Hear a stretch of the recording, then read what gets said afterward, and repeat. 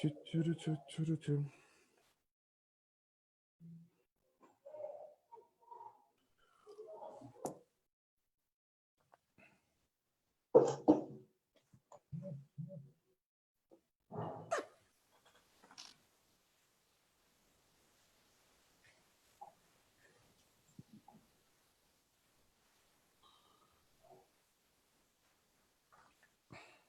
Pronto, agora sim.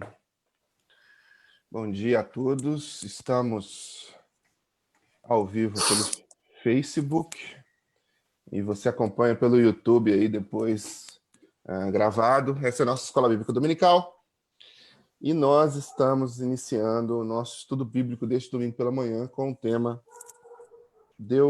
João 3,16, os números da esperança. É o tema do mês da nossa igreja e nós temos o costume de, às vezes, escolher um tema e naquele mês nós estudamos a Bíblia sobre aquele tema, os que pregam, pastor e outras pessoas que pregam sobre aquele tema, e é o que nós estamos fazendo agora. A gente vai orar agora e depois a Karina, a professora, vai nos conduzir.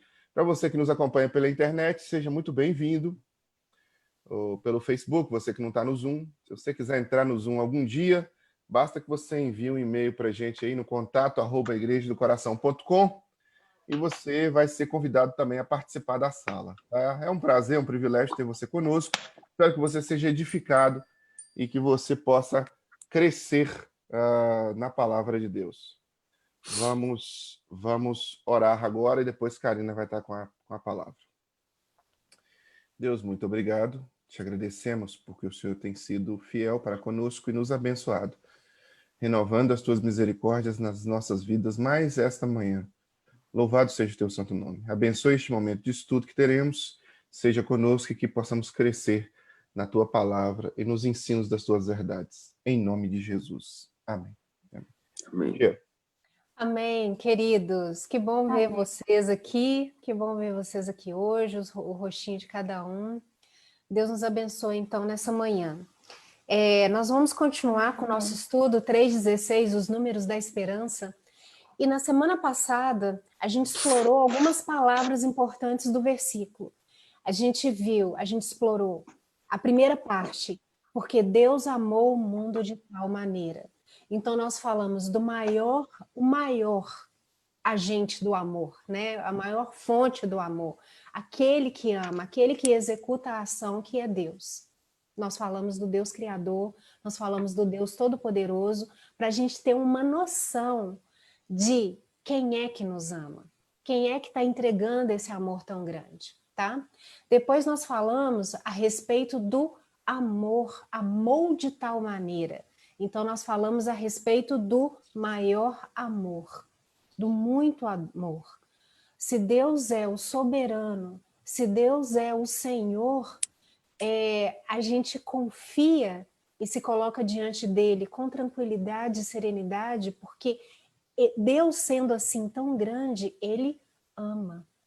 Então a gente falou a respeito desse amor de Deus e diferenciando muito também do que a gente entende como amor e do nosso amor, muitas vezes entendido como sentimento e não como compromisso que vai além do sentir, além do sentimento, além dessa coisa que a gente chama assim de amor, né?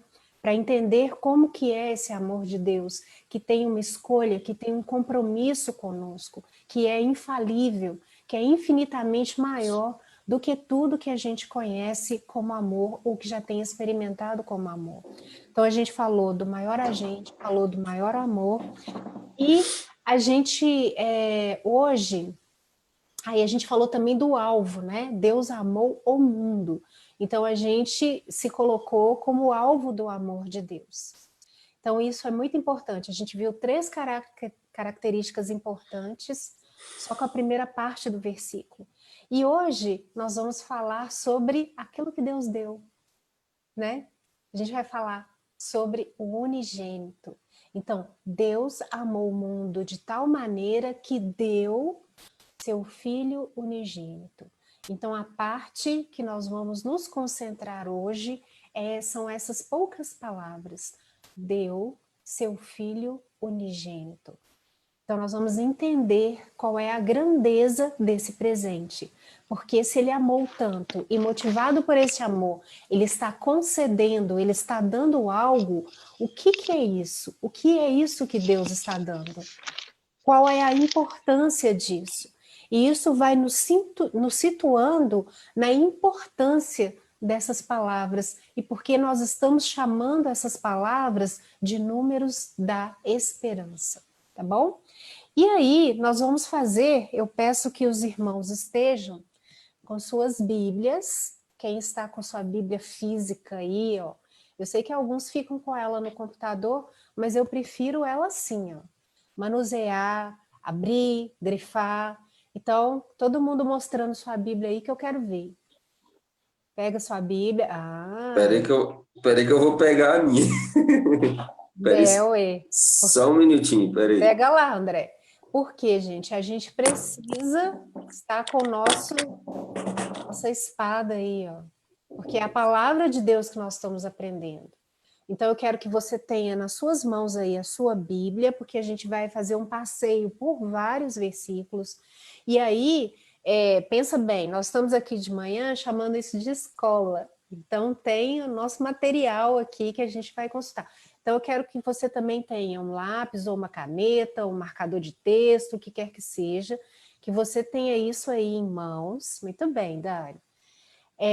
Que você tenha isso aí em mãos, porque à medida que a gente for lendo, eu quero que você grife, eu quero que você confira o versículo, tá bom? Quero que você olhe, veja ali na sua Bíblia, principalmente porque nós estamos assim, conectados virtualmente, né? Não tá junto ali naquele calorzinho humano e tudo.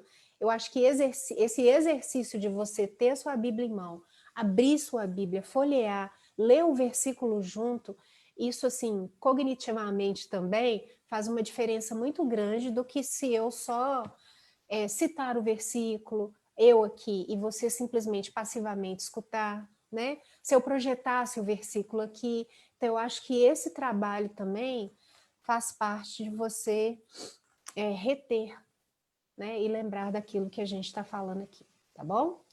Então, ok. Então vamos falar do unigênito. Primeiro a gente vai falar do presente para a gente poder entender a grandeza disso que Deus está dando.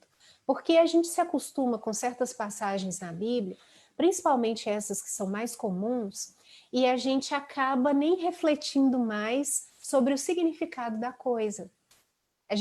É como se aquelas palavras, elas perdessem a força, toda a força que elas têm, porque a gente passa sobre elas como se a gente já soubesse e a gente não reflete mais. Isso acontece com muita coisa na nossa vida. A gente tem como garantido. E ter como garantido é você não mais refletir sobre aquela palavra, sobre aquele ato, sobre aquela coisa. A gente vai e passa por ela porque ela já é parte da sua rotina e você tem na sua cabeça que você realmente conhece. Eu não sei se na semana passada fez diferença para vocês refletir palavra por palavra.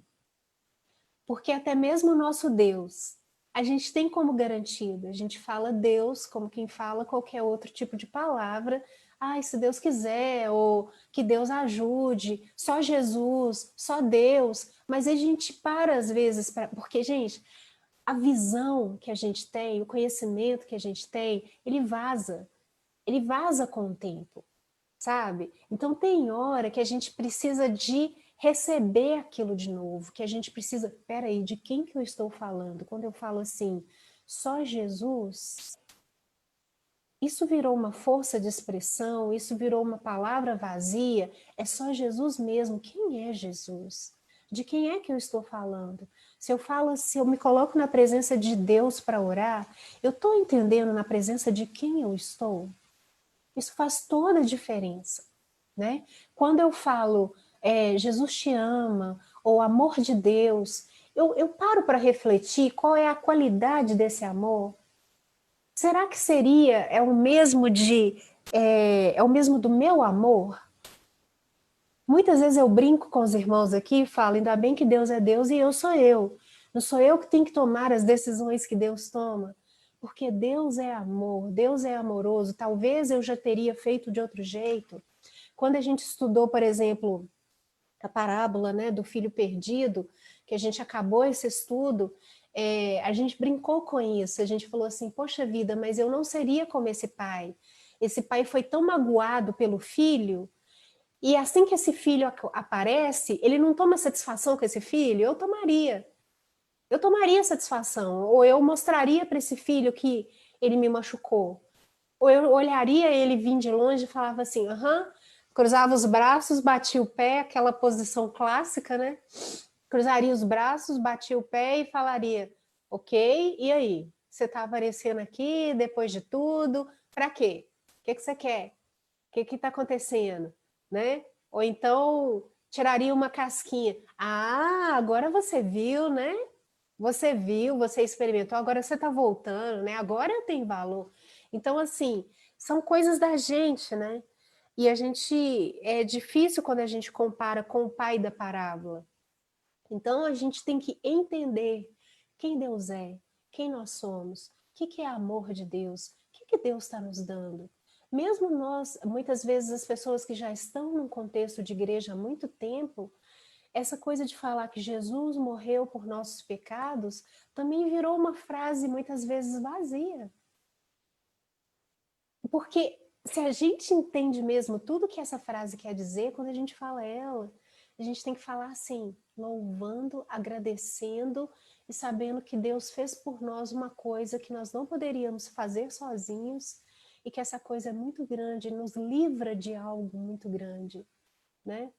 Então, tendo dito essas coisas, vamos lá nas nossas referências bíblicas. Primeiro, a palavra de Deus diz que Deus deu seu Filho unigênito. Essa palavra unigênito aí, ela é muito significativa, porque a palavra unigênito, em grego, ela é monogene, né? Na verdade, pronunciando assim, do jeito que a gente entende, mono é uma coisa que significa único, né? Uma coisa só. Então, isso vem de muitas palavras que a gente também já usa no nosso dia a dia. Então, monossílabo, né? Então, é único, mono, tá?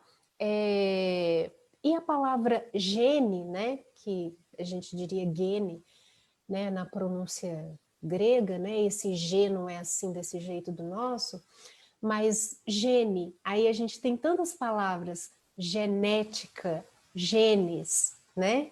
Os genes mesmo. Isso significa espécie, isso significa raça, descendência, tipo. Então a gente já está familiarizado com o que essa palavra significa.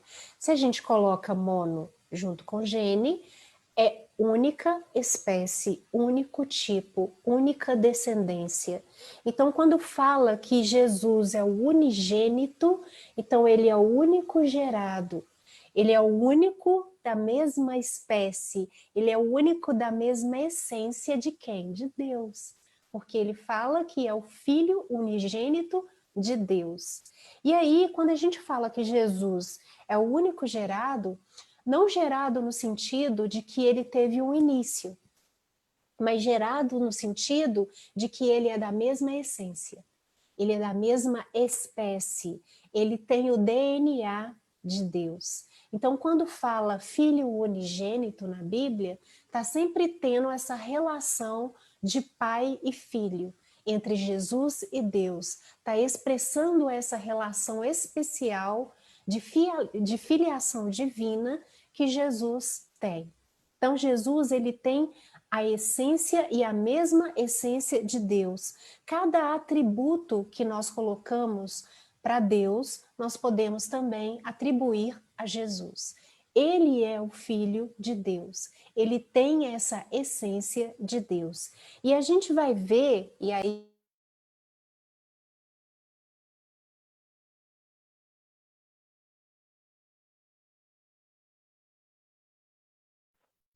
Tava mutado. o tempo todo, Não, não, só uma até parte. onde, vocês me ouviram? Acho que engraçado que eu não mexi em nada. Mas aconteceu isso aqui. Até onde vocês viram? Que existem passagens Ué, mas bíblicas. Existem passagens bíblicas, outras passagens. Até relação filial. Isso, então tá bom. Então expressa essa relação especial de filiação divina entre Jesus e Deus. Ele tem a mesma essência de Deus. E aí a gente vai ver outras passagens bíblicas que vão mostrar a ocorrência dessa palavra unigênito e mostrando esse sentido dessa filiação especial entre Jesus e o Pai, Jesus e Deus. Então, abram suas Bíblias aí, por favor, no Evangelho de João. Quero que você confira lá, que você leia com seus próprios olhos, né?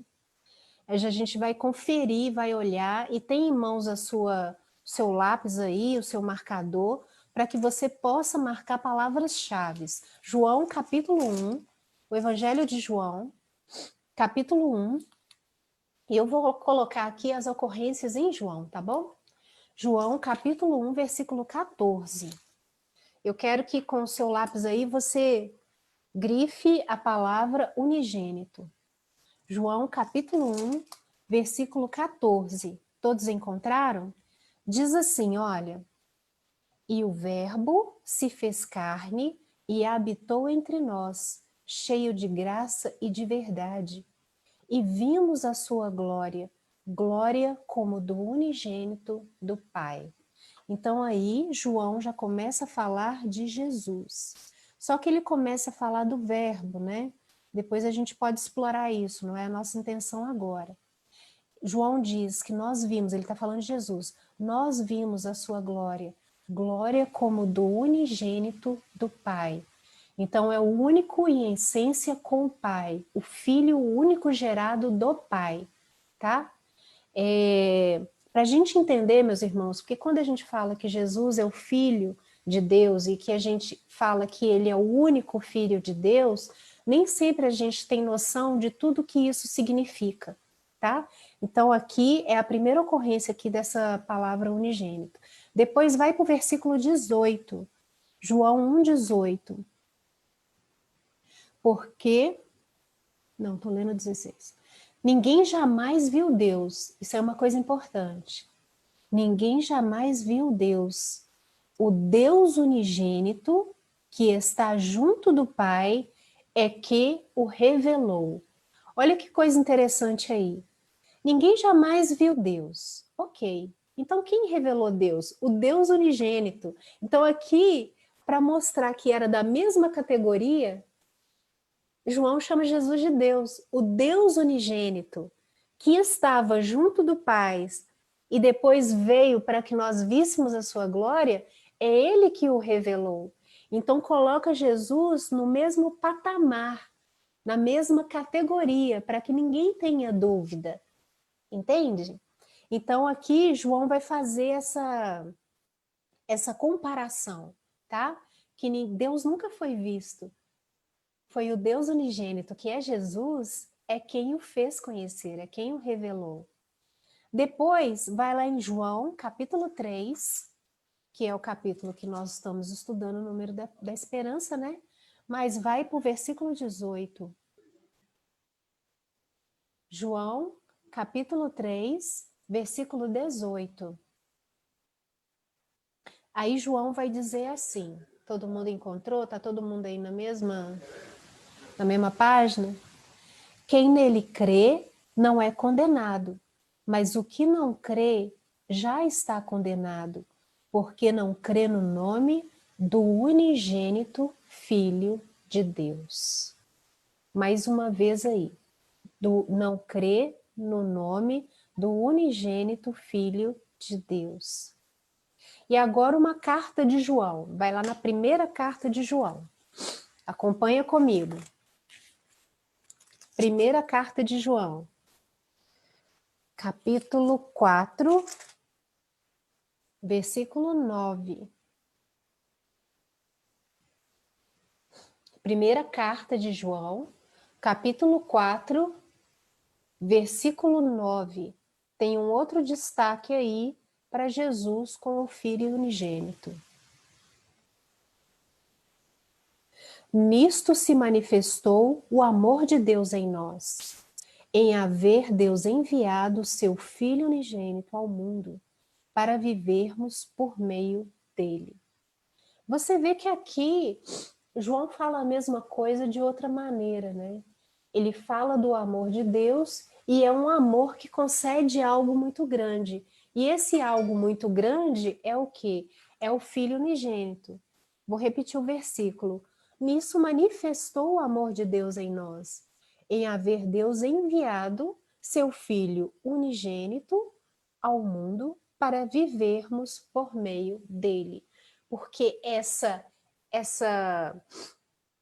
doação desse presente, ela teve um propósito, que é o que a gente vai ver mais adiante, tá? Mas por enquanto, nós temos que entender quem é Jesus e porque ele é o unigênito, para entender a grandeza do que foi nos dado, tá? E aí, uma coisa que é interessante a gente observar é isso. O próprio Jesus, ele tem muitas passagens que ele diz assim, quando ele tem que se identificar ou quando as pessoas perguntam quem é ele fala, quem me vê, vê o Pai. Lembra quando os discípulos perguntaram, Mestre, mostra-nos o Pai, porque ele falava tanto do Pai, eu vim para fazer as obras do meu Pai, o meu Pai trabalha até agora, então eu trabalho também, eu falo aquilo que ouvi da parte do meu Pai. Então Jesus fala tanto dessa relação dele com Deus como Pai, que os discípulos perguntaram, Mestre, mostra-nos o Pai. E Jesus responde para eles, quem me vê, vê o Pai. Jesus fala, eu e o Pai somos um. Existe um versículo em Hebreus que fala que Jesus é a expressão exata do Pai. E eu quero que vocês gravem isso. Vai lá em Hebreus, capítulo 1, versículo 3. Eu quero que vocês tenham isso na sua cabeça. Jesus é a expressão exata do Pai. Então, Hebreus, ele pega aquela palavra de Jesus, quando ele diz assim, quem me vê, vê o Pai, e expressa dessa forma. Vai lá em Hebreus capítulo 1, versículo 3. Hebreus capítulo 1, versículo 3, fala do Filho, né? E fala assim, o Filho que é o resplendor da glória de Deus e a expressão exata do seu ser. Jesus é a expressão exata de Deus. É exatamente aquilo que acontece quando a gente fala assim, tal pai, tal filho, né? Quando a gente fala assim, tem um ditado que diz assim, né? Filho de peixe, peixinho é. Cara de um, focinho do outro. Quando a gente usa essas palavras para poder mostrar que existe uma conexão tão forte, né? Por exemplo, quando alguém vê o Ângelo e vê o Otávio, é uma coisa que o Otávio já deve ter ouvido muito na vida, né? Gente, o Ângelo também. Gente, seu filho é sua cara. É a miniatura sua. A mesma coisa o Moisés e Marco. Quando vê e fala assim, gente, olha só, cara de um focinho do outro, é tal e qual, né? Mas ainda que sejam parecidos, né? Eles partilham ali o mesmo DNA, né? Que foi transmitido, né? Então Jesus compartilha o DNA de Deus, tá? Que isso fica claro aí para nós. Tem A peraltice da Luísa é igualzinha a peraltice da Lu. Mesma coisa. Ela rindo. É a mesma coisa. Agitação da Luísa. Quando você vê a Luísa agitada, pode saber que é filha da Lu. A fruta que não cai longe do pé. Não caiu longe do pé, não. Então é isso que tem que ficar claro aí para nós. Mas é tá que, bom? Diga, Lu. mas eu sou 1.0, ela é 1.8. A versão é diferente aí, Não, né? a Luísa é 4.0, já é nativo digital já. Tá certo, tá Ai, certo. Deus. E aí, meus irmãos, essa palavra de Hebreus ela é muito importante para nós. Jesus é a expressão exata de Deus, né? Quer ver o Pai, veja Jesus. Então, tendo entendido isso aí nós podemos entender por que que Jesus se declara como autoridade. Ele é a autoridade máxima. Aliás, ele não é a autoridade máxima, ele é toda a autoridade. Ele tem toda a autoridade. E aí o próprio Jesus fala isso, lembra? Lá no finalzinho do Evangelho de Mateus, ele fala assim: todas as coisas me foram entregues por meu Pai. Ninguém conhece o Filho senão o Pai. E ninguém conhece o Pai senão o Filho e aquele a quem o Filho quiser revelar. Esse versículo é muito poderoso e eu quero que você abra ele lá. Mateus 11, 27. Porque essa troca que Jesus faz, ela é importante para nós. Vai lá. Jesus, ele é a autoridade. Mateus 11, 27. Abre sua Bíblia aí. Todas as coisas me foram entregues por quem? Por meu Pai. Então, se todas as coisas estão debaixo da autoridade de Jesus, Jesus é que tem o controle e Jesus é que tem a autoridade. E uma coisa que ele fala que é interessante aqui, olha, ninguém conhece o Filho senão o Pai. Ninguém conhece o Pai senão o Filho. Olha só, ele não fala assim, ninguém conhece o Filho como o Pai.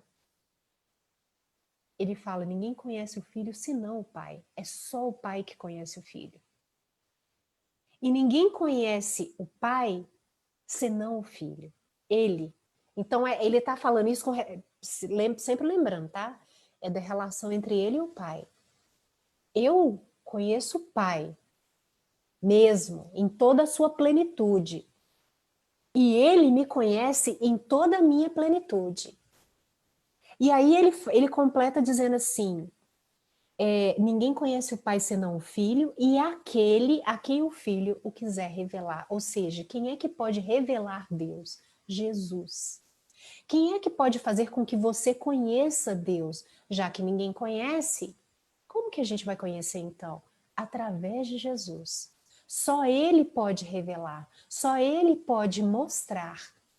Então nós só vamos conhecer o Pai através de Jesus. É necessário que Jesus, que é a autoridade em conhecimento do Pai, te mostre, te revele, ok?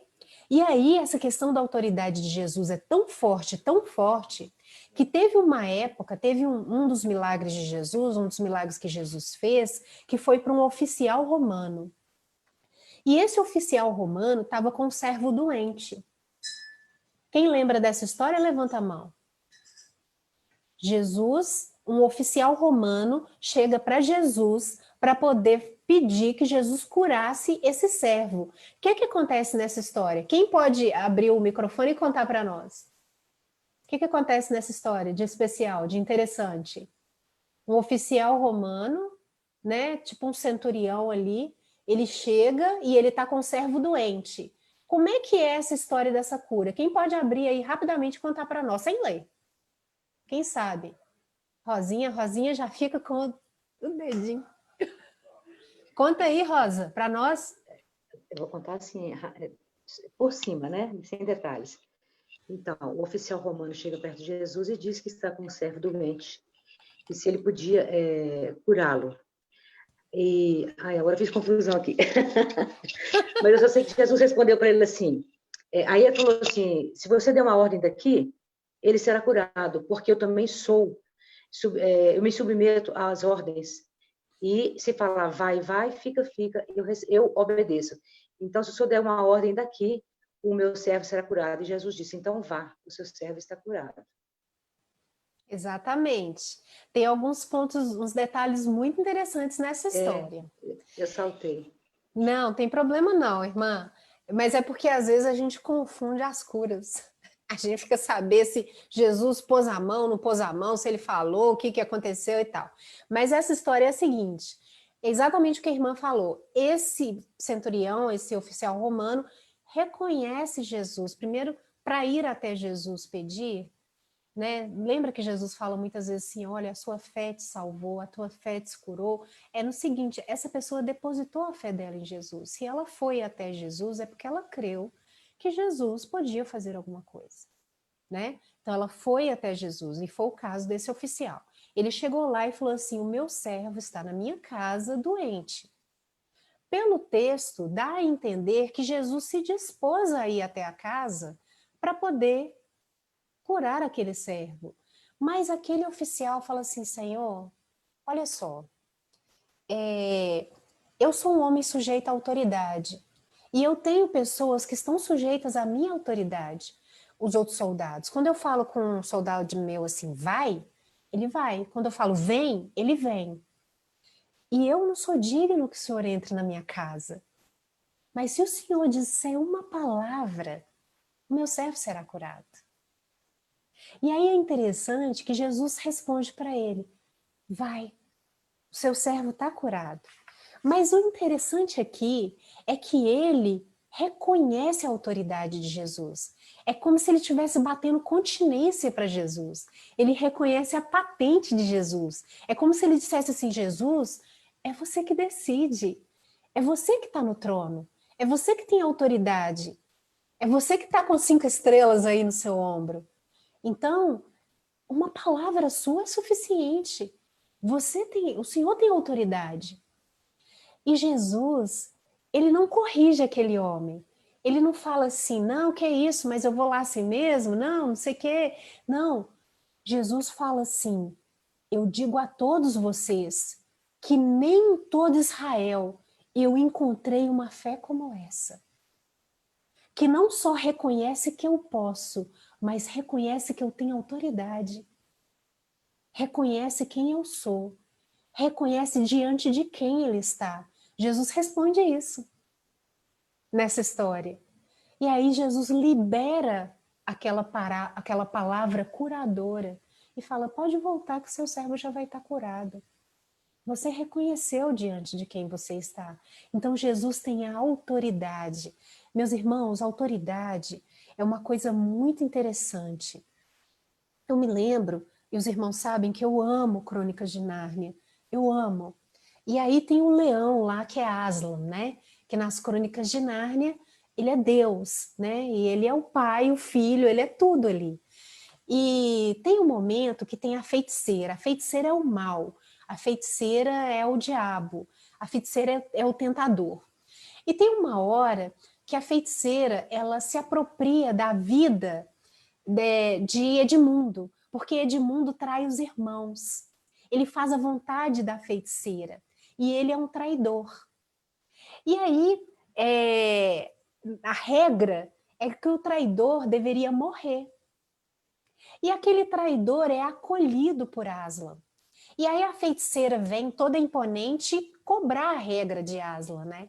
Então ela fala assim, mas a regra diz, na hora que ela fala isso, ele dá um olhar para ela, como quem diz, não vem me dizer o que a regra diz, não, fui eu que criei a regra. E na hora que ele dá um olhar assim para ela recua e fica caladinha, abaixa a cabeça. E aquele olhar de Aslan, eu chego a arrepiar, é um olhar de autoridade. Aquele olhar de autoridade. Eu não vou usar mais a relação mãe e filho, porque muitas vezes esse olhar já não está valendo nada, né? Porque eu sou da época que minha mãe, se ela olhasse para mim por muito tempo, eu fazia como a feiticeira. Eu dava aquela recuada, aquela calada e imaginava, pronto, agora a coisa... Meus meninos têm disso de vez em quando, né? Eles sabem o que meu olhar significa. Mas algumas vezes também eles são tupetudos, sabe? São tupetudos de falar assim, uai, tá olhando para mim? Ah, se eu falasse com minha mãe desse jeito. Ô, gente! Ô, gente, não sobrava um dente na boca. Mas enfim. Mas é aquele olhar. Então eu gosto de comparar com o Aslan. Quando o Aslan dá aquele olhar para a feiticeira, assim, tipo, ela vem citando a regra e mostrando superior, não, esse menino é meio, por que que acontece? Aslan vai se doar no lugar de Edmundo. Ele fala assim, eu conheço a regra. Então, se ele tem que morrer, quem vai morrer sou eu. Eu vou morrer no lugar dele, eu vou me entregar para você, né? Então, é uma coisa incrível. Mas, enfim. Então, é o olhar da autoridade.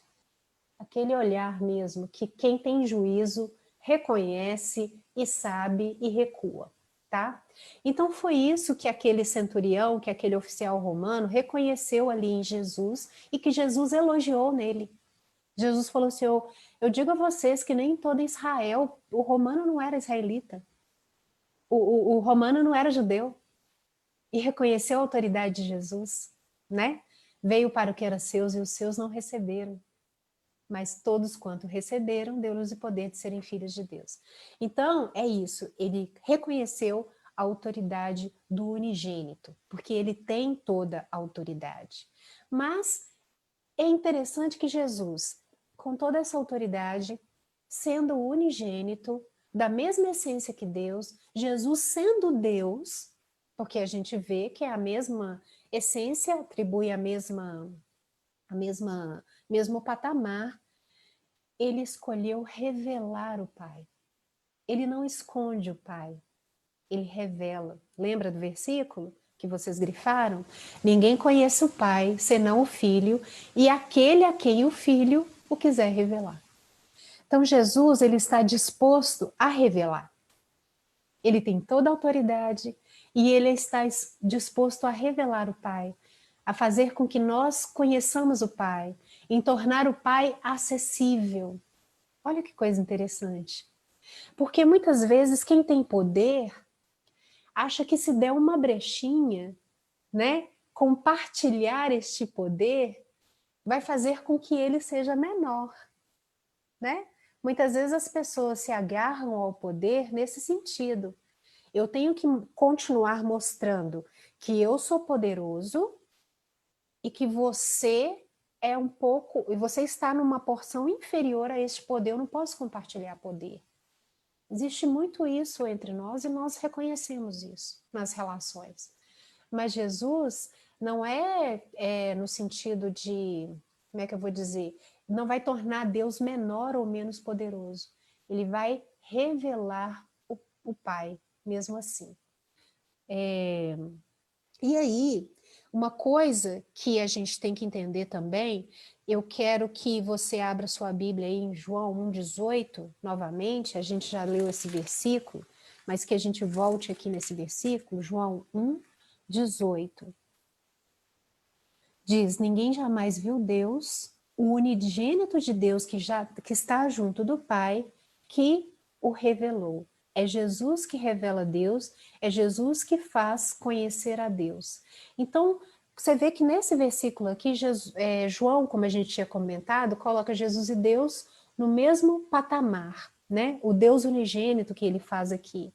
Então, se Jesus tem autoridade e se Jesus é Deus, meu irmão, minha irmã, quando ele fala assim, na casa do meu pai há muitas moradas, confie, é assim. Ele sabe o que ele está falando e a palavra dele é digna de toda confiança. Quando ele diz assim, vocês valem mais do que muitos passarinhos, sabe quando Jesus fala essa palavra? Confie nele. Ele sabe o que ele está dizendo. Quando Jesus diz assim, o vosso Pai que está no céu sabe de todas as coisas que você necessita, confie.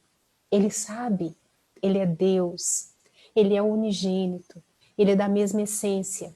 A palavra dele merece credibilidade. Quando Jesus diz, eis que estarei convosco todos os dias até a consumação dos séculos, confie. Essa palavra tem autoridade, essa palavra tem credibilidade, essa palavra é digna de toda a aceitação. Então é isso. Ninguém conhece o Pai senão o Filho. E mesmo assim, Jesus está disposto a liberar, a fazer com que você conheça o Pai também, não só através das coisas que ele diz, mas experimentando na sua vida tudo aquilo que ele diz. É por isso que se diz que Jesus ensinava com autoridade, porque ele era autoridade no assunto. Sabe quando você ouve uma coisa de alguém que não conhece e essa pessoa explica assim: ah, não sei o que lá, é um negócio assim, ó. Aí, esses dias eu vi uma piada aí de uma menina explicando sobre Adão e Eva, e essa menina explicava assim: ah, eu conheço essa história assim, não sei o que lá da maçã, que Adão apaixonou por Eva e deu ela uma maçã, ela virou uma cobra, não sei o que lá. Quer dizer, a pessoa não conhece, né? Ou seja, ela não conhece a história, né? Vamos dizer assim. Agora, se você ouve essa história de alguém que estudou, de alguém que conhece a Bíblia, você sabe que essa história é totalmente diferente, né? Essa pessoa vai contar a história com autoridade. Ela conhece a história de verdade. É a mesma coisa que você escutar a explicação do não sei o que lá e escutar uma explicação de quem trabalha com aquele assunto. Então, aquela pessoa tem autoridade para falar. Então, Jesus ensinava com autoridade, porque ninguém conhece o Pai senão o Filho. Então, Jesus fazia isso com autoridade, né? Ele compartilhava aquilo que ele sabe. Ele dá a conhecer aquilo que ele sabe. Então, ele não se vangloria do seu conhecimento de Deus, ele compartilha esse conhecimento. E ele compartilha esse conhecimento como? Ele te convida a aprender. Ele te convida a aprender. Essa semana, eu e meu grupo de oração ficamos impactados com um versículo, que é aquele que Jesus fala assim: vinde a mim, vós todos que estáis cansados e sobrecarregados, e eu vos aliviarei. Tomai sobre vós o meu jugo e aprendei de mim. Aprendei, Jesus está te convidando. Aprendei de mim, que sou manso e humilde de coração, e você vai encontrar então descanso para a vossa alma. Olha só que interessante. Jesus convida. Ele tem a humildade de ele que conhece tudo, ele que tem a autoridade, ele te convida a aprender. Então ele fala: aprendei de mim, vem aprender de mim. Eu quero te ensinar, eu quero te mostrar. Aprenda de mim, que sou manso e humilde de coração. Então Jesus é aquele que pode fazer isso. Ele pode fazer esse convite. Ele pode te chamar e te convidar para...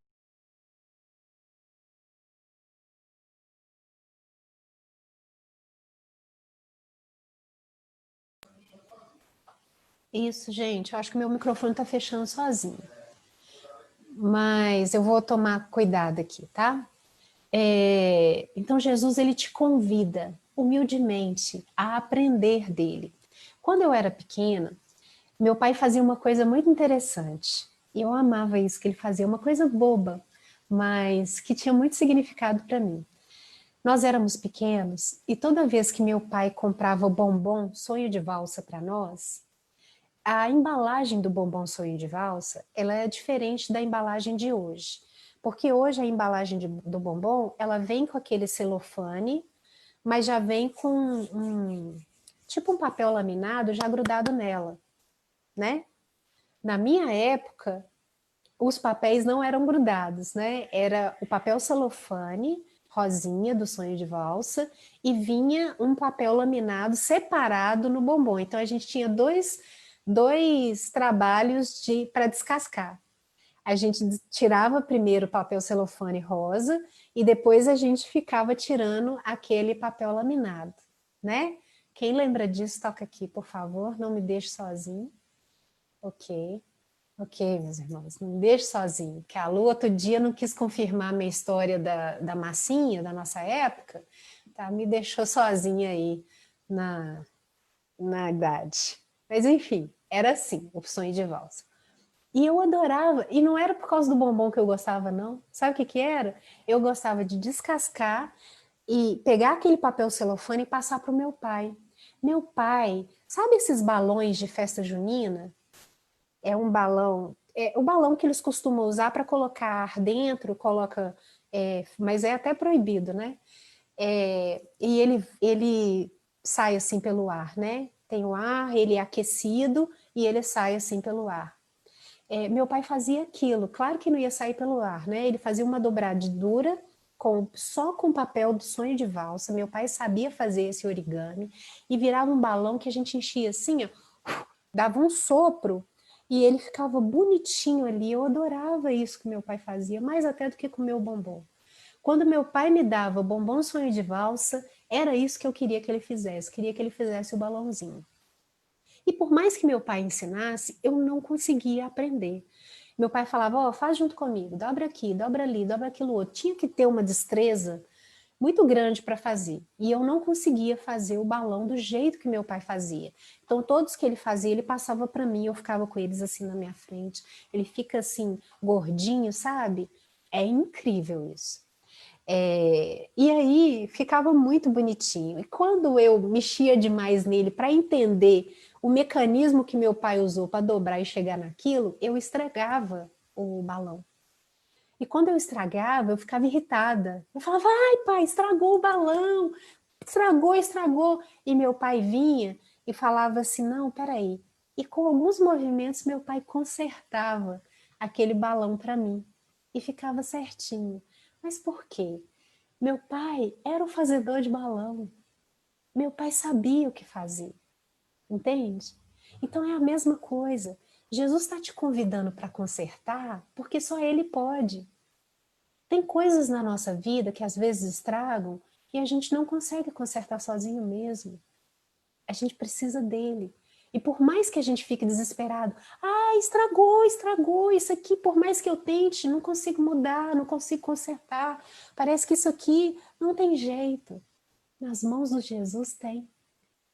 Ele sabe, ele pode, ele é o unigênito, ele é da mesma essência do Pai, ele pode fazer, confia, você pode confiar. E aí é isso, meus queridos, esse é o unigênito. Ele é da mesma essência de Deus. Ele tem todos os atributos que nós falamos na semana passada de Deus. Então você pode confiar na palavra dele. Ele não é como nós. É isso que Deus está te dando em 3,16. Mas para quê?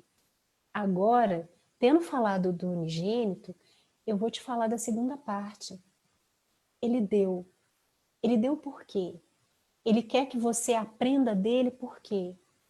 Para que o seu coração e a sua vida seja transformada. Olha só que interessante. Suponha que você foi fazer um exame de coração. Suponha, tá? Uma suposição.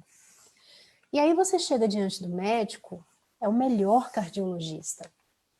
É um cara, assim, é o suprassumo do entendimento do coração e de tudo mais, e você confia, você chega ali naquele médico confiante.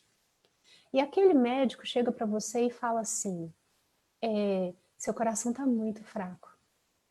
Seu coração está tão fraco, tão frágil, que eu não posso fazer nada para consertar, para melhorar, não tem uma intervenção que eu posso fazer. Seu coração está muito frágil e com ele você não consegue ir longe muito tempo mais. Nem em termos de atividades que você possa fazer, nem em tempo de duração da sua vida. Se você continuar com esse coração, você vai ter muita dificuldade e vai chegar o tempo que ele não vai funcionar direito mais. Mas, por mais que eu não possa fazer nada, não sei se você sabe, eu tenho um dos corações mais potentes. É interessante que o meu coração ele é diferente do coração dos outros humanos. É um coração super potente. É um dos mais potentes que existem. E o que eu posso fazer por você é trocar o meu coração com o seu. Eu vou trocar o meu coração com o seu. Eu estou disposto a isso. Gente, qual que é o telefone desse médico? Qual que é o número desse médico? Esse médico tem número, sabia? Anota aí o número dele que eu vou te dar agora. 316. O número dele é 316. Esse é o número desse médico. É com ele que você vai trocar, que você vai resolver todo o problema do seu coração. Esse é o número. Então, meus irmãos, do mesmo jeito que essa suposição fantasiosa, ela é impactante, imagina um médico falar isso. Imagina, né? Do mesmo jeito que ela é impactante, é isso que Deus está te dando. Quando ele fala que te dá o seu filho unigênito, é isso. É isso. Mas é interessante que o Max Lucado, que é o autor que escreveu esse estudo e esse livro que a gente está compartilhando aqui na nossa escola bíblica, ele fala que um dia ele estava no avião e estava conversando e evangelizando um cara que estava do lado dele, sentado no avião. E era um executivo voltando lá para casa dele, depois de uma rodada de negócios, aquela coisa, e Max Lucado explicando para ele, usando 3,16, João 3,16, para compartilhar o evangelho com aquele executivo. E o cara falou com ele assim, mas essa é a coisa mais absurda que eu já ouvi na vida. Olha, eu não preciso que Deus dê alguém por mim. Isso aí não faz o menor sentido. Olha só, eu levo uma vida boa. Eu tenho um bom emprego. As pessoas me respeitam. Minha esposa me ama. Então eu não preciso que Deus se dê o trabalho de dar o filho dele por mim. Eu não preciso de nada. Que negócio é esse de Deus dar o filho? Jesus dá a vida por mim? Não preciso desse trabalho todo, não. Eu não preciso disso, não. E o Max Lucado ficou intrigado com aquilo. Porque é isso que muitas pessoas falam também. Esse negócio de dar filho, Jesus dá a vida, mas para que precisou chegar nesse ponto? Meus irmãos, quando a gente não entende isso, é porque a gente não entende uma coisa que está no nosso coração, que faz parte da nossa vida e que se chama pecado. Infelizmente, essa geração minimizou ou aboliu ou penalizou o uso dessa palavra.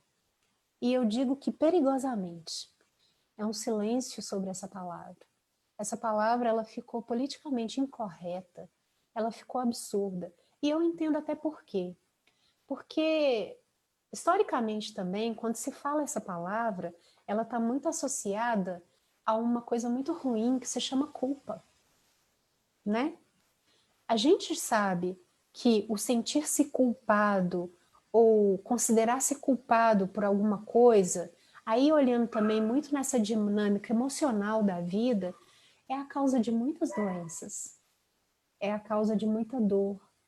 Então, as pessoas procuram afastar todas as coisas que tragam essa sensação de culpa, ser culpado, estar culpado e tudo mais. Mas a gente precisa entender isso um pouco mais, porque senão a gente não valoriza o presente.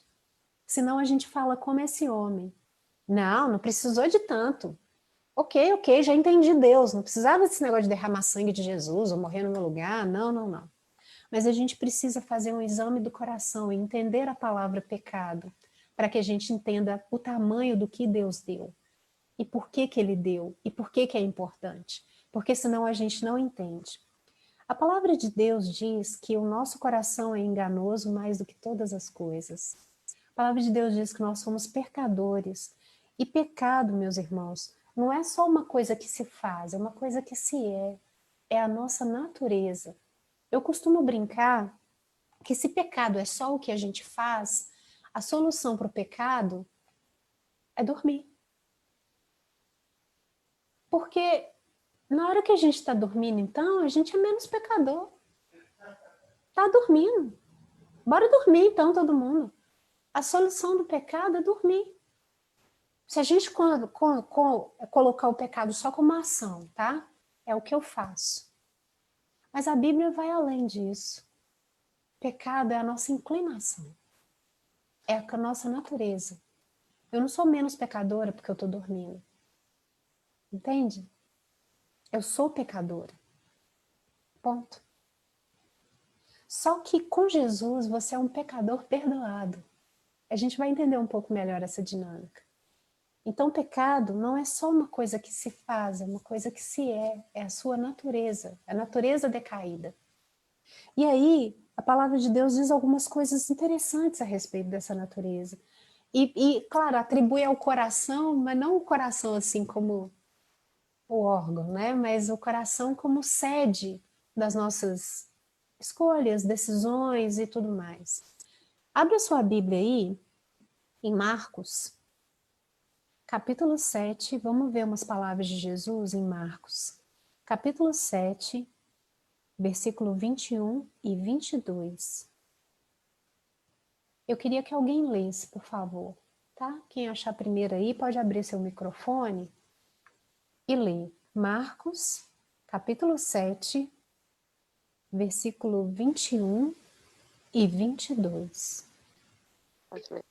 Pois do interior do coração dos homens vêm os maus pensamentos, as imoralidades sexuais, os roubos, os homicídios, os adultérios, as cobiças, as maldades, o engano, a devassidão, a inveja, a calúnia, a arrogância e a insensatez. Isso é uma palavra de Jesus. E ele está falando, é do interior do coração do homem que vem todas essas coisas que o Ângelo leu aí e que você está lendo na sua Bíblia. É do interior do nosso coração.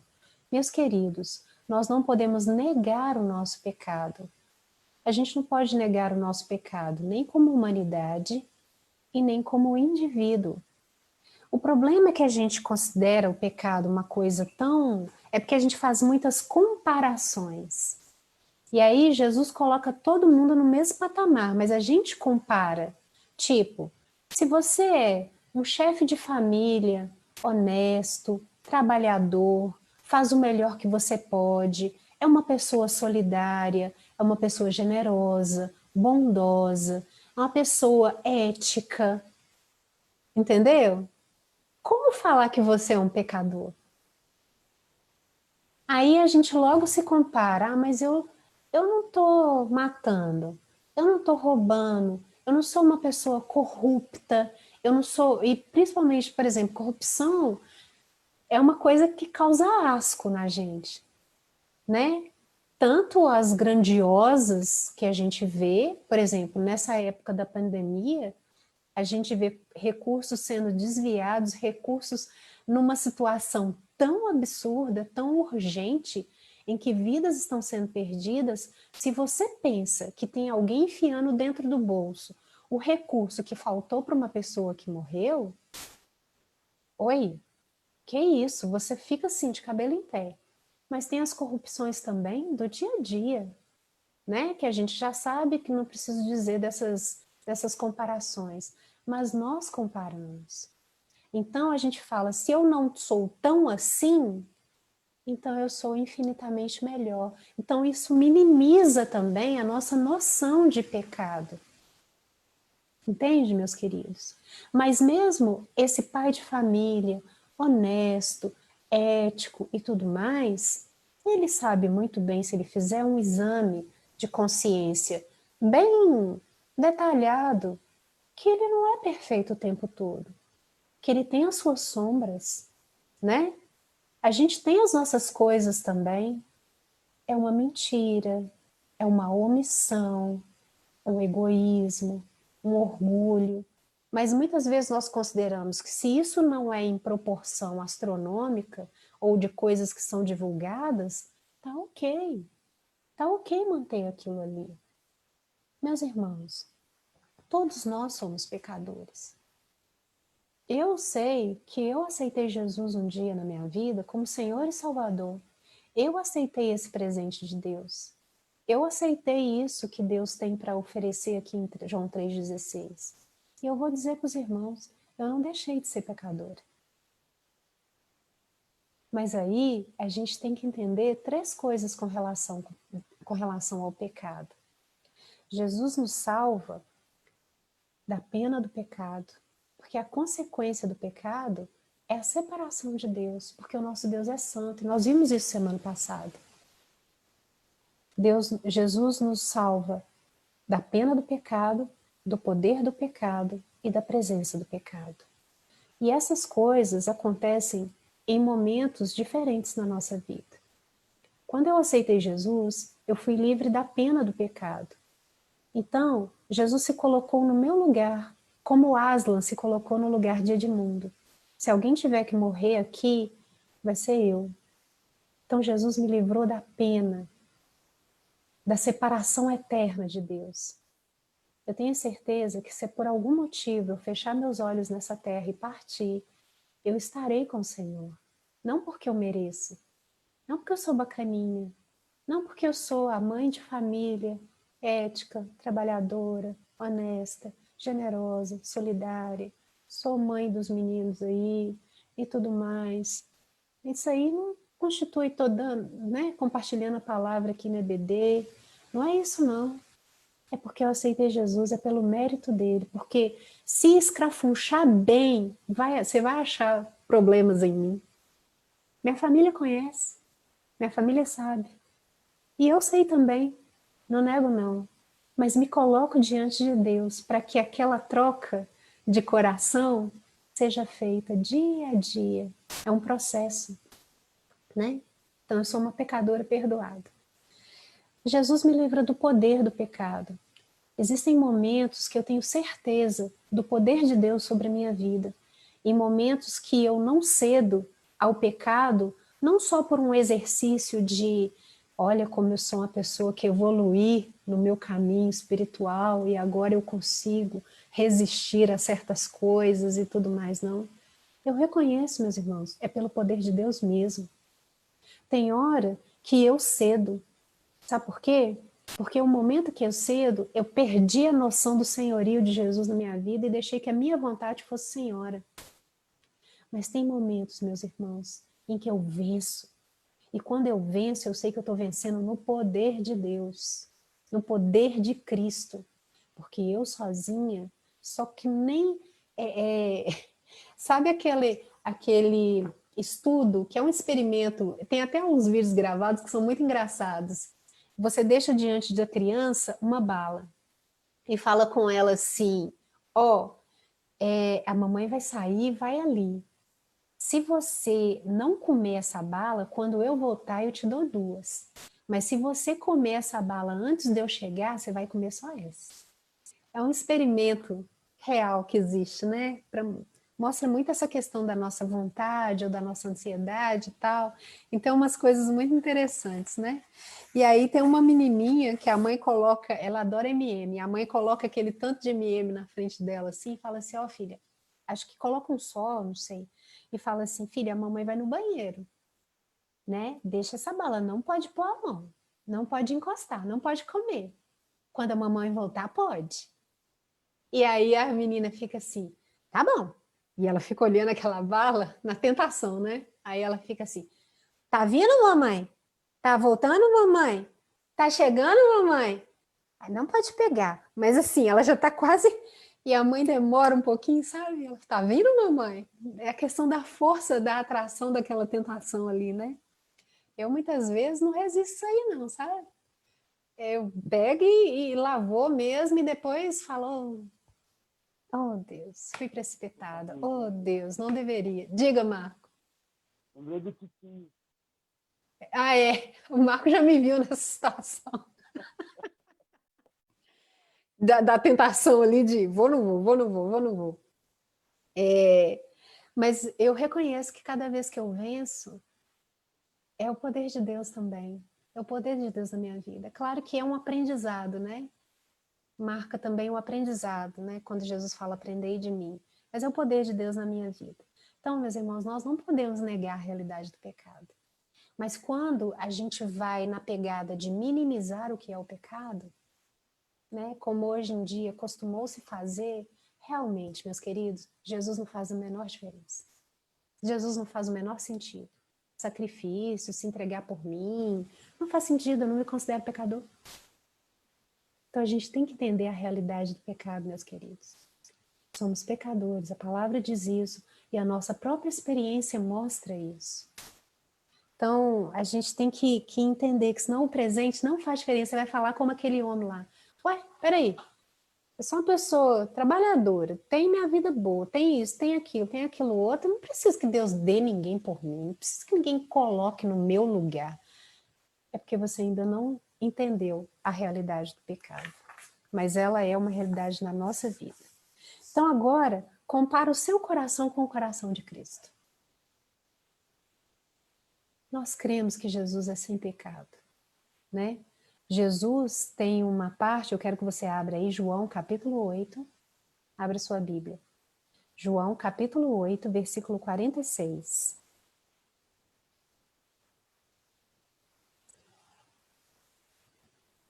João capítulo 8, versículo 46. O que Jesus diz aí? Quem pode dizer? João 8, 46. Quem pode abrir o microfone e falar rapidamente para nós? Quem dentre vós me convence de pecado? Se vos digo Olha, a verdade, por que razão não me crê? isso, essas são palavras de Jesus. E Jesus está falando com aqueles que o acusam, que falam, né? Que os religiosos começaram a falar várias coisas. Jesus falou assim: quem de vocês me convence de pecado? Se Jesus lançasse essa resposta, essa pergunta para nós aqui hoje, quem de vocês pode dizer que Jesus teve pecado? Então cita qual, né? Então Jesus fala com muita autoridade, né? Porque você poderia falar isso? Se eu falasse isso aqui agora, ó, diante de todo mundo que está aqui, quem de vocês me convence de pecado? Meus filhos seriam o primeiro a abrir o microfone ali. Meu marido seria o primeiro a abrir o microfone. Entende, meus irmãos? Eu não posso garantir isso, não. Eu preciso de Jesus. Agora, Jesus, com a autoridade que ele tem, ele pode falar: quem de vocês me convence de pecado? E ele estava falando para os fariseus aqui, que falava que era isso, e eles não tiveram resposta. Quem de vocês me convence de pecado? Então, a palavra de Deus fala que só os limpos de coração verão a Deus. Isso nos coloca um problema. Se só os limpos de coração, se a palavra de Deus também fala assim, que nós devemos ter a santidade, né? Sem a qual ninguém verá o Senhor.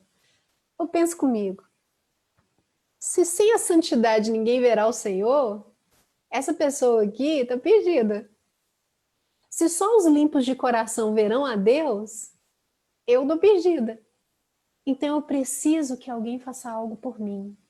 Se eu não considero que o meu coração esteja limpo diante de Deus, eu preciso de um coração limpo. E quem tem? Jesus. Entende? E aí eu preciso que ele se coloque no meu lugar. Eu preciso que ele se coloque no meu lugar.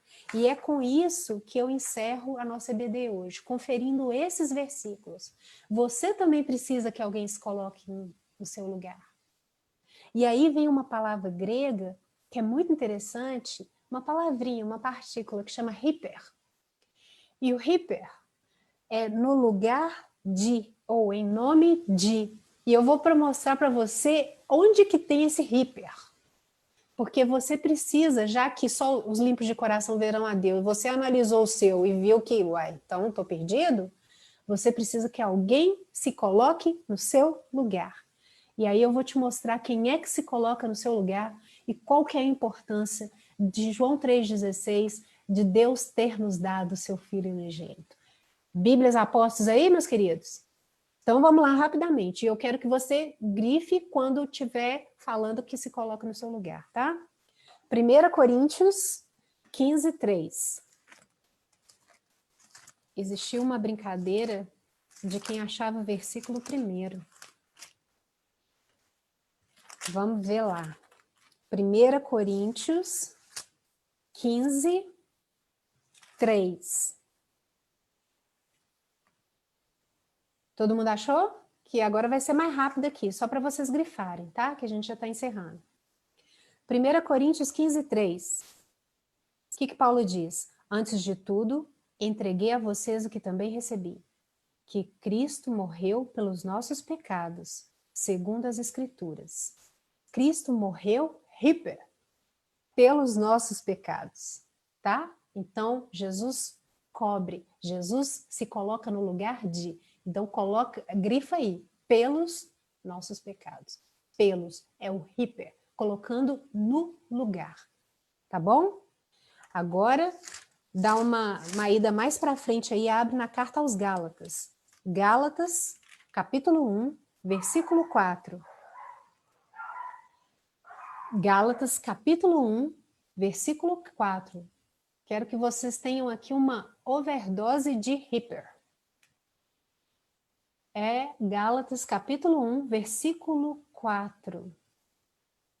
O qual entregou a si mesmo pelos nossos pecados, para nos livrar deste mundo perverso, segundo a vontade de nosso Deus e Pai.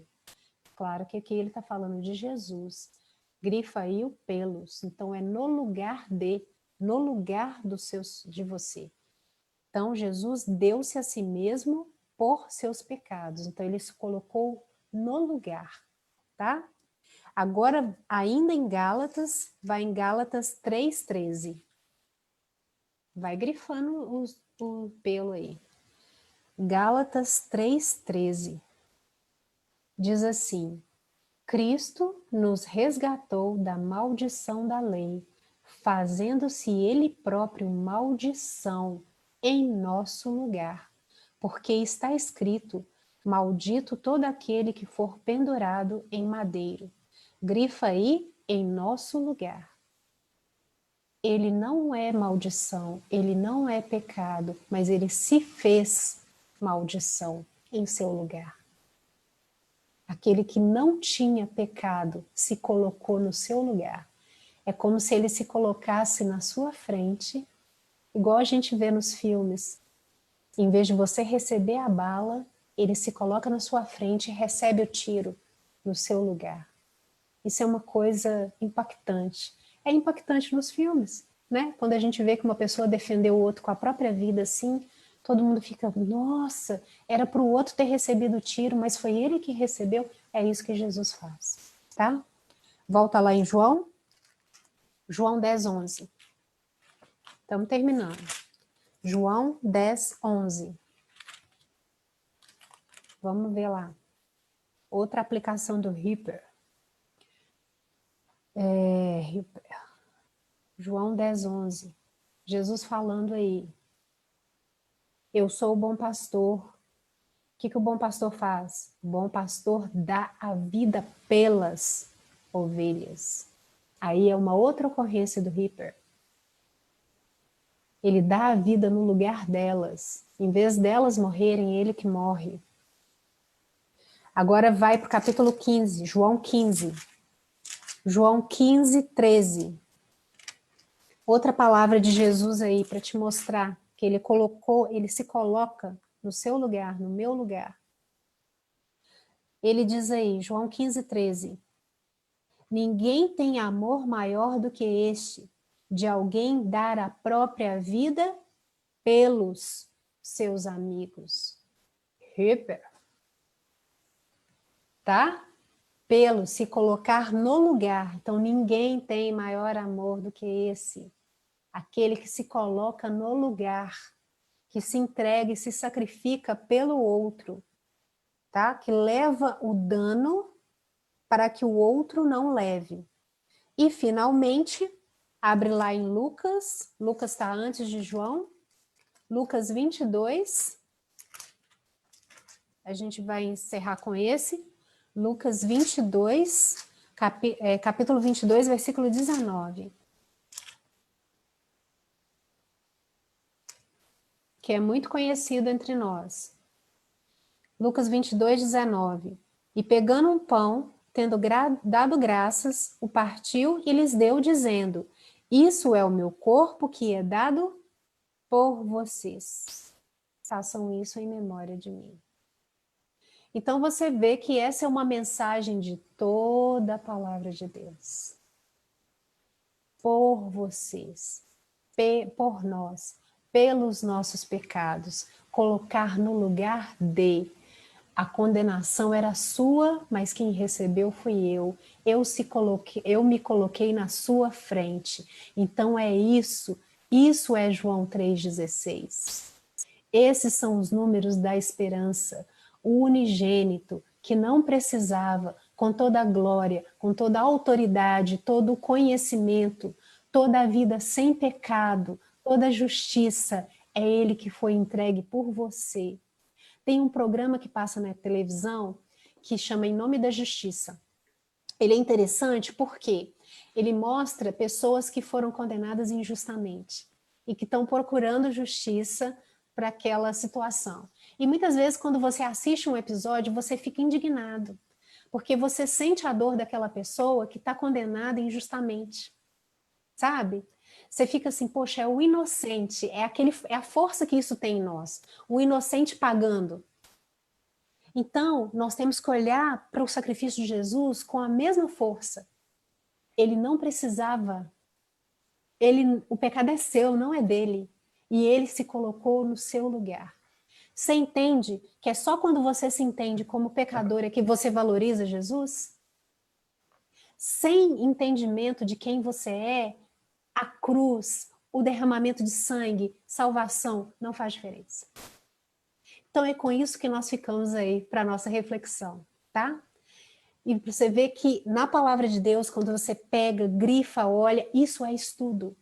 Isso é conhecer a sua palavra e conhecer os porquês e explicar e mostrar onde está. Tá bom, meus queridos? Então, com isso nós concluímos a parte de porque Deus amou o mundo de tal maneira que deu seu Filho unigênito. Agora nós entendemos um pouco melhor dessas palavras. Tá bom? Na semana que vem a gente continua. Amém. Amém, amém, amém. Abram vossos microfones aí. Eu não estou conseguindo abrir todos ao mesmo tempo aqui, não. Deixa eu tentar fazer um teste aqui. Bom, pessoal, estamos encerrando essa nossa participação, essa nossa Escola Bíblica Dominical desta manhã, às 18 horas presencialmente e às 18h20 pela transmissão do Refletir Online. Você que nos acompanha pela internet, está longe de Belo Horizonte, pode acompanhar conosco a partir das 18h20. A gente vai continuar nesse tema hoje à noite, né? Refletir um pouco sobre essa substituição, sobre essa entrega de Jesus no nosso lugar, né? Mas à noite, às 18h20, te convido a participar conosco. Se você quiser participar também financeiramente com as obras da Igreja do Coração, você pode fazer isso. Nos comentários aí nós temos a forma de comunicação, a forma de contribuição. Você pode entregar seu dízimo e sua oferta através da transferência online, através da contribuição. Já está acabando. Ô, Rio, tudo que você fala eu te ouço, tá? Você abriu o seu vídeo, você abriu o seu áudio. Então, o que acontece? Você pode participar conosco financeiramente, contribuindo, entregando dízimos e ofertas. Você pode também acompanhar todas as outras programações da igreja. Na quarta-feira, nós temos o estudo bíblico. Nós separamos uma porção da palavra de Deus e estudamos essa porção da palavra de Deus. Nós estamos estudando pequenas porções da palavra em Atos dos Apóstolos. Neste mês agora, né? Vamos até o ano que vem estudando Atos dos Apóstolos, porque a gente separa um pedacinho e vai destrinchando aquele pedacinho. E é isso, meus irmãos. Vamos orar agora agradecendo a Deus. Eu pedi para vocês abrirem o microfone para eu fazer um teste no meu áudio aqui, porque eu fico monitorando os áudios aqui nos bastidores. E quando abre todos os áudios... Aí, ó, tá vendo? Alguém tá com o telefone tocando aí, ó. Peguei em casa. Aí eu pedi para vocês abrirem mais para me testar aqui mesmo, para eu saber como é que funcionava essa dinâmica com os áudios abertos. Tá bom? Agora vamos orar. Ô, Rio, ora para a gente aí. Pai amado, Pai querido, te agradecemos, ó Pai, mais uma vez. Amém, Senhor. Por esse estudo, ó Pai, onde vem nos enriquecer, vem nos capacitar do entendimento da Tua palavra, vem nos dar mais uma vez a certeza que só através do Teu Filho amado é que nós temos a salvação. Amém. Muito obrigado, Pai, porque o Senhor tem capacitado a Karina e tantas outras pessoas a trazer, ó Pai, um ensino, uma orientação para nós que nos fortalece, nos capacita cada dia mais. Amém. Nos dê sabedoria por mais um dia, para que mais à noite possamos estar também estudando mais essa palavra, e Amém, entendendo Jesus. um pouco mais do que ela tem a nos ensinar. Nós te agradecemos em nome de Jesus. Amém. Amém. Amém. Amém, meus irmãos. Deus abençoe a todos. Até mais tarde. Fiquem com Deus. Amém. Deus.